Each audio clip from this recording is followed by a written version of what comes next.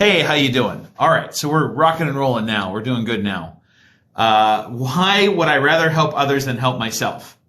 Achilles, is nice to see you. I'm going to move that so I can do this. Achilles, I'm going to go ahead and follow you there. So why would you rather help yourself? Now, I had to put people-pleasing in the description because the description only gave me so many characters to work with. So any of you out there people-pleasers? Any of you out there people that do things for other people but not for yourself? I know that I've been that way. I know that I've been guilty of that. And if you are a people pleaser, this is the place for you. Let's figure that out right now. So before we begin, just like to offer you a free session. Everybody gets a free session. We're going to really do some hypnosis. If there's something you want to work on and you'd like to try and figure all that out, then let's do that together. You're very welcome. InspiringHypnosis.com. You can also go to the link in my bio, which is the same thing.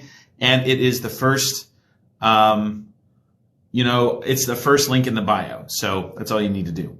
It's the first link in the bio. So let me ask you this. So how many of you are people pleasers? How many of you are people that are guilty of that sort of thing? And why would you rather help others than help yourself? So if this is you, this is the place you need to stick around, because there are probably quite a few of you out there that feel this way, that are people pleasers in that regard. All right. Well, that's fine. So let's talk about this. Let's go over Lieberman's book right now. Lieberman writes, and this is again David J. Lieberman. I'm using his book as kind of a jumping off point for my lives right now, just because I think that I wanted a little bit more tighter lives than I was doing with just coming on here and just blabbering for 45 minutes. So Lieberman writes, and here's the problem. I sacrifice my own needs for the sake of others. I give up what I want and change my plans to accommodate just about anyone who needs my help. I often come to the aid of my friends, even if it means dropping everything I'm doing. Does anybody else do that out there? I know I have totally done that. I've totally sacrificed there's nothing wrong with sacrificing yourself. Nothing wrong with, if a friend's in trouble or something like that. But if you do it all the time, if you're constantly sacrificing yourself all the time, and if you're giving and not getting back, this is not healthy. This is not a healthy thing. And we're going to talk about why this is. But if any of you are like this, why do you think you do this? Why do you think that you help others, but you don't do stuff for yourself? Is it because you think you're being selfish? Is it because you think you're being self-centered? What do you think the deal is? I know that for me, I feel like my guess is that I don't need to do this as much anymore. But when I was doing it, my guess is that I wanted people to like me. Do you want people to like you? And that's why you do that kind of stuff? Because there's nothing wrong expressly with doing nice things for other people. But when you are constantly on empty because you are trying to get people to like you, when you don't know why you're doing what you're doing, when you drop everything, when you only meeting the needs of the people around you and not yourself, then this is a problem. And you're going to kill yourself. You're going to die. You're going to eventually get worse and worse and worse and be very, very unhealthy. And that goes into codependency. Now, we all do this at some point. Or we all get unhealthy. We all do this. We all sacrifice ourselves for somebody. Maybe it's a girl that you like or a guy that you like, or maybe it's a job that you want to do. There is a certain amount of sacrificing yourself for somebody else that is appropriate. But if you're doing it all the time, if that's your default setting, is people pleasing, doing things for others, never taking care of your own needs, you're eventually going to get very ill and you're eventually going to suffer for it. And it's going to suffer. That's right, Achilles. It's going to burn you out. That's absolutely true. In my hypnosis practice, I deal with a lot of people that are burned out. I deal with a lot of people that all they do and let's talk about why that is. Why are you doing this stuff? Probably number one is because you need them to love you. That's probably the thing. Now, if you watch my live last Friday, we talked about why do I not feel love? So this is the perfect follow-up to that whole thing is, why am I doing stuff for other people rather than myself? Because probably you don't love yourself. And you think to yourself, now this is not a conscious thing. This is not a conscious thing. When you are people-pleasing, you're not thinking this to yourself, but deep down inside, you're saying to yourself, if I get this person to like me, if I do enough stuff for them, if I get them to validate me, if I get them to do these things, then I can accept love for myself and I can feel validated. The worst part is, friends, it doesn't work. So you have one or two things that typically happens if you're of this mindset, right? The one thing is that you're going to do the stuff to get the validation and the appreciation, but it won't be enough, and you'll feel resentment toward the person, right? The other thing is that you won't do it, and you'll fulfill your own prophecy that maybe you're not worthwhile, maybe you're not a good enough person. That's typically what's going to happen.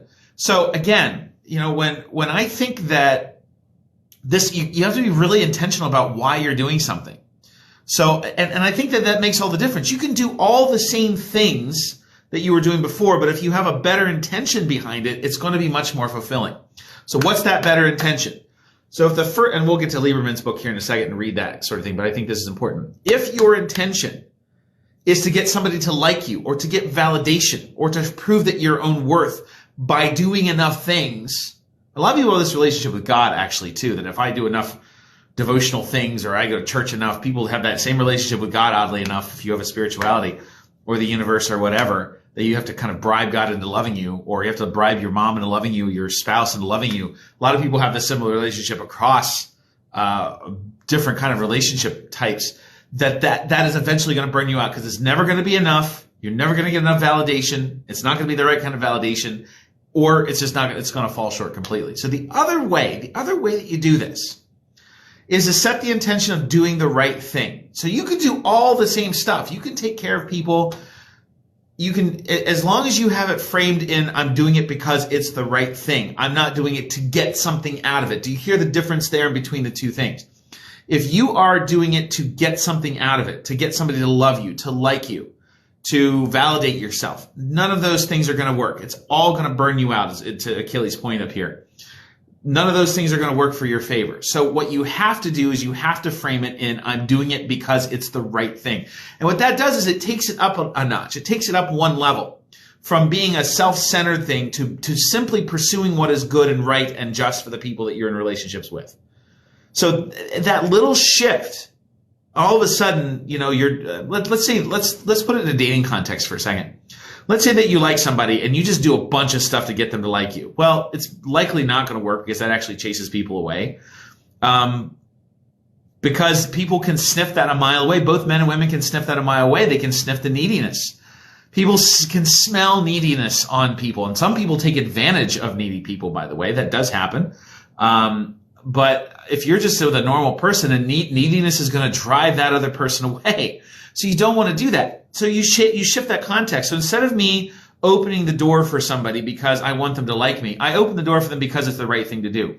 Whether they like me or not, I have the satisfaction of having done the right thing. That's a whole different psychology than doing something to get likes, than doing something. So hey, Ajman, how you doing? Hey, G-Man, it's great to see you. If I haven't already, I'm going to follow you. So you only have six friends, so I'll be your seventh. But that shift in the intentionality of it is going to make you feel better, because again, so I have a question here. Can hypnosis help with embarrassing memories? It can help with all memories, embarrassing, traumatic, and otherwise. So absolutely. You're welcome to make an appointment with me, AJ. InspiringHypnosis.com. So, that is the case, that you at least get the satisfaction, whether you get the validation from the other person or not. You get the satisfaction that you did something not to get likes, or not to get people to like you, not to get validated, because none of that stuff actually works. You did it because it's the right thing. And when you do something because it's the right thing and not because of some kind of force or to get something out of it, all of that becomes its own reward. That becomes its own validation. Then you can start to translate that over to yourself.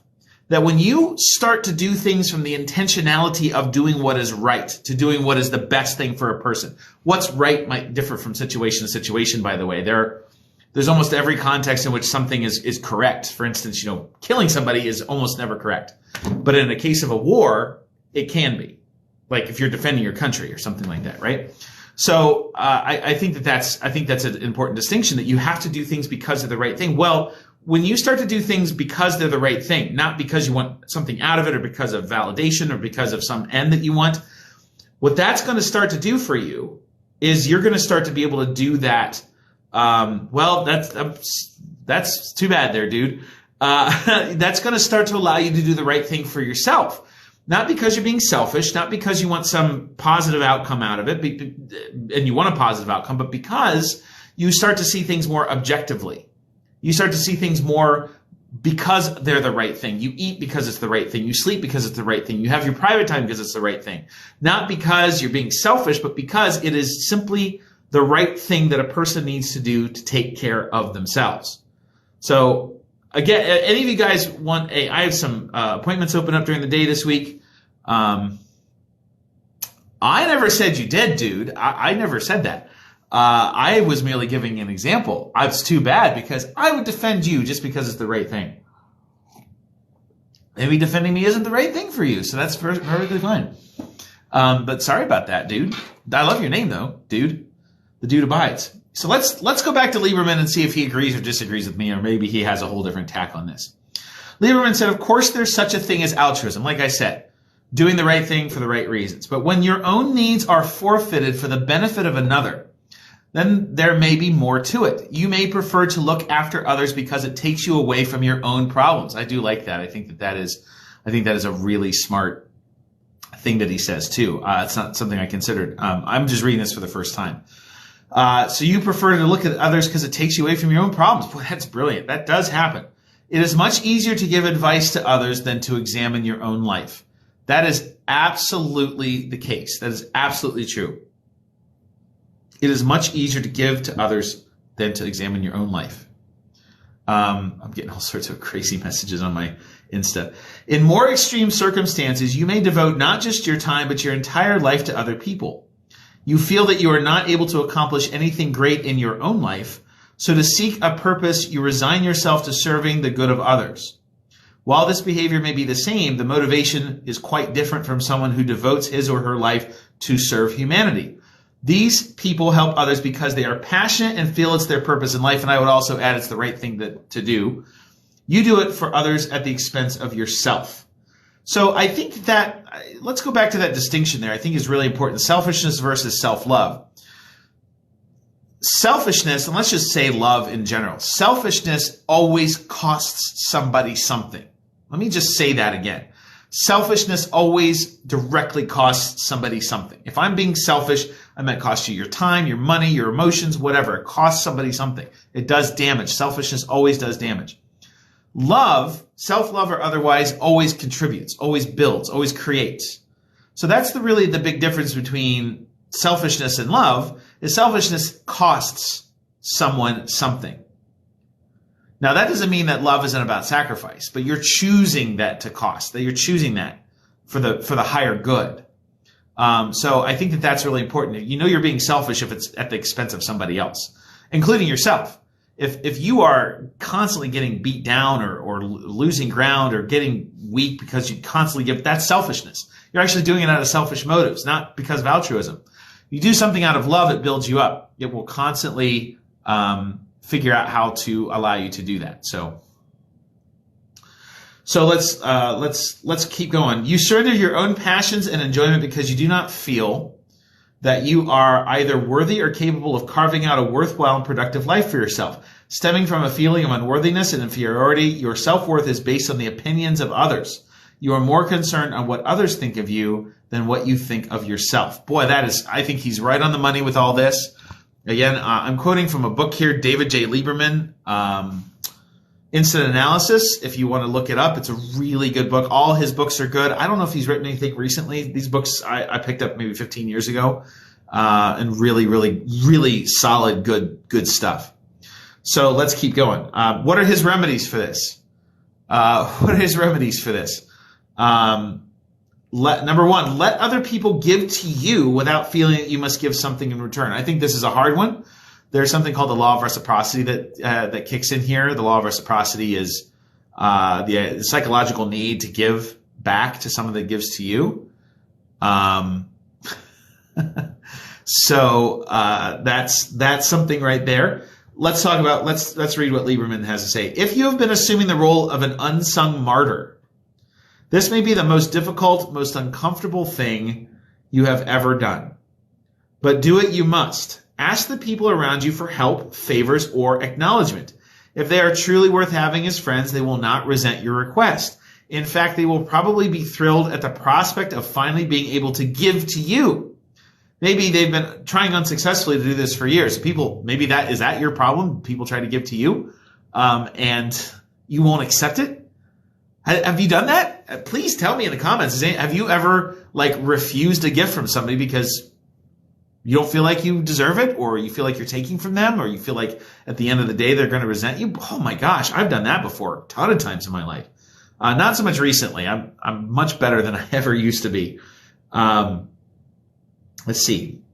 So if you dread asking your friends for help, feeling you'll be perceived as selfish, tell yourself that this is the way you can help them, by allowing them the pleasure of giving to you.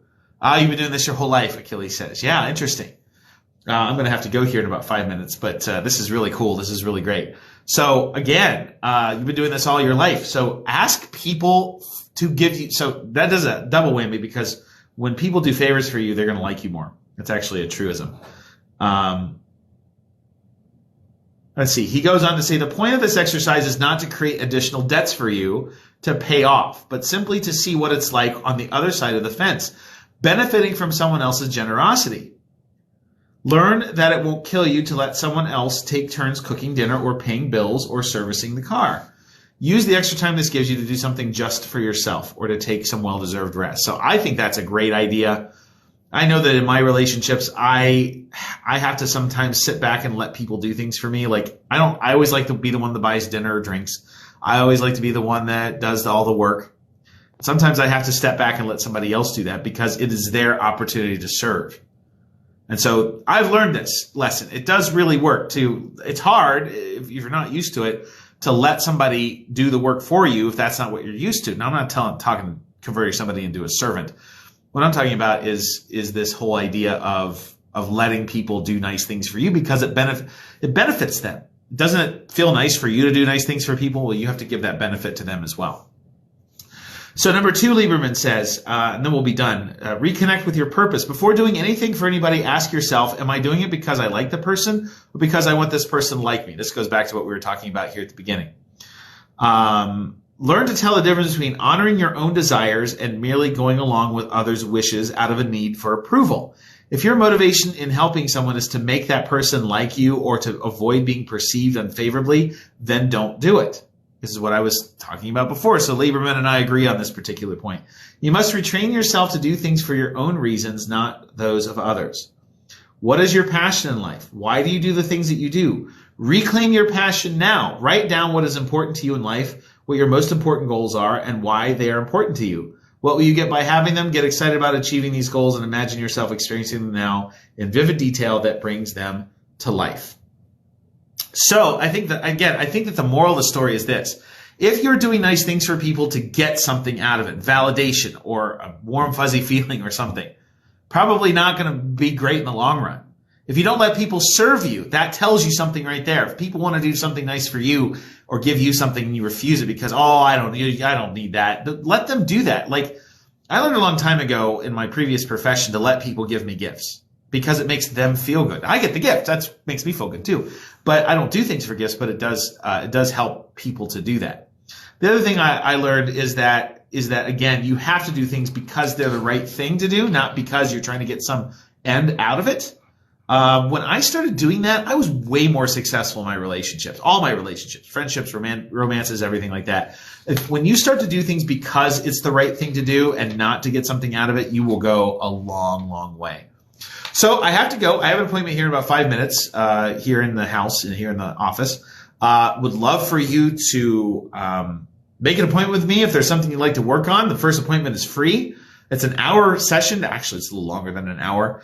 InspiringHypnosis.com. It's the first link in that website, or the first link in my bio. Be great to meet some of you if you've been here for the whole time. Appreciate your guys' presence here, and I will see you soon. All right? I'm just going to wait just a couple seconds for it to get there. All right, everybody. Have a great day. Thank you for joining me, and I will see you next time. Okay, hey, Achilles, go and the link in my bio, or go to InspiringHypnosis.com. It's easier to go to the link in my bio and sign up. All right, I'll see you soon. Bye, guys.